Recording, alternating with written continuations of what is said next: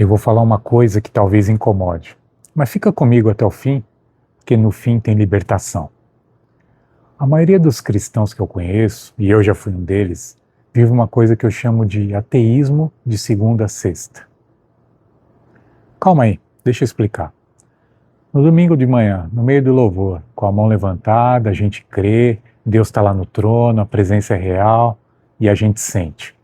Mas aí na segunda-feira ela chega, o despertador toca, o trânsito trava na marginal, a pia enche de louça, o relatório repetitivo abre no computador, a fralda precisa ser trocada pela 10ª vez no dia.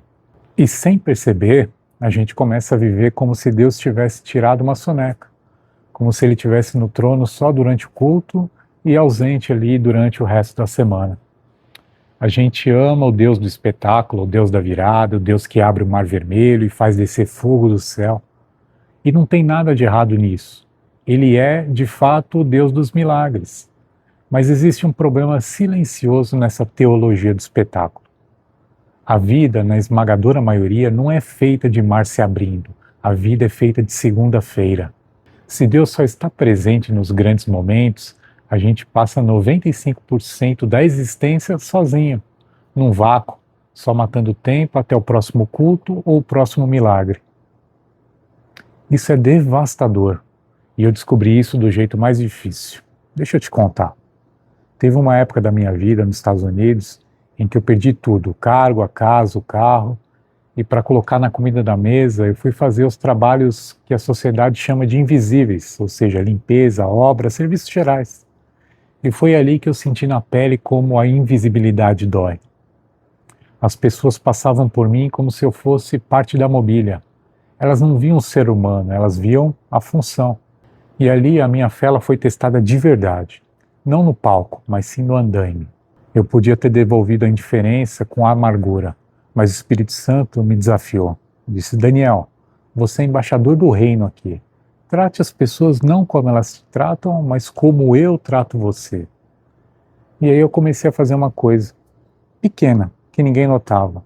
Eu comecei a perguntar o nome das pessoas, desde o caixa do mercado, aquela pessoa que me atendia na sorveteria, do colega exausto no sol.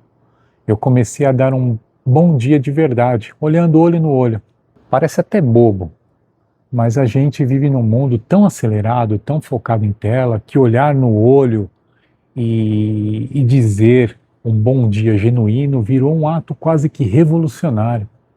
E aqueles gestos, eles não abriram o mar vermelho, mas eles abriram corações, porque eu entendi uma coisa: gente é o negócio de Deus. E aqui está a virada que eu preciso que você leve para casa. Existe uma palavra que é uma das mais perigosas do vocabulário cristão, a palavra apenas. Eu sou apenas uma dona de casa, eu sou apenas um assistente, eu sou apenas um estudante. Essa palavra apenas é uma mentira que rouba o sagrado do seu dia. Porque a Bíblia diz: tudo que fizeres, fazei de todo o coração como ao Senhor. Colossenses, no capítulo 3, versículo 23. Tudo não é só o que acontece no altar. A louça também, a planilha também, a fralda também. A mesma fé que move a montanha é a fé que paga a conta um dia. É a fé que trata o porteiro com dignidade. É a fé que mantém integridade quando ninguém está olhando. E a gente foi ensinado a esperar um palco para demonstrar essa fé. Mas o palco de Deus é o agora. A plateia de Deus é a Trindade. E o roteiro dele inclui lavar prato, preencher planilha, trocar fralda, com a consciência de que aquilo é adoração. Quem é você na terça à tarde diz muito mais sobre a sua santidade do que quem você é no domingo de manhã. Então eu quero deixar um desafio para você essa semana, simples, mas ele muda a sua cabeça. Escolha ali 3 objetos que você usa toda hora na sua rotina. Pode ser o volante do carro, o teclado, a panela, o celular. E toda vez que você tocar nesse objeto pela primeira vez no dia, transforme ele num gatilho de oração. Tocou no volante? Senhor, guia os meus caminhos e protege a minha paciência no trânsito. Tocou no teclado? Senhor, abençoe o trabalho das minhas mãos. Isso vai reconectar de forma automática o secular ao sagrado. E aos poucos você vai descobrir uma coisa linda. Você não precisa sair da sua rotina para encontrar a Deus. Você só precisa abrir os olhos para ver que Ele já está lá. no meio da poeira da sua carpintaria pessoal. Se essa reflexão te encontrou hoje, deixa um amém aqui embaixo e me conta qual é o apenas que você precisa parar de falar sobre a sua vida. E a gente caminha junto, inclusive na segunda-feira.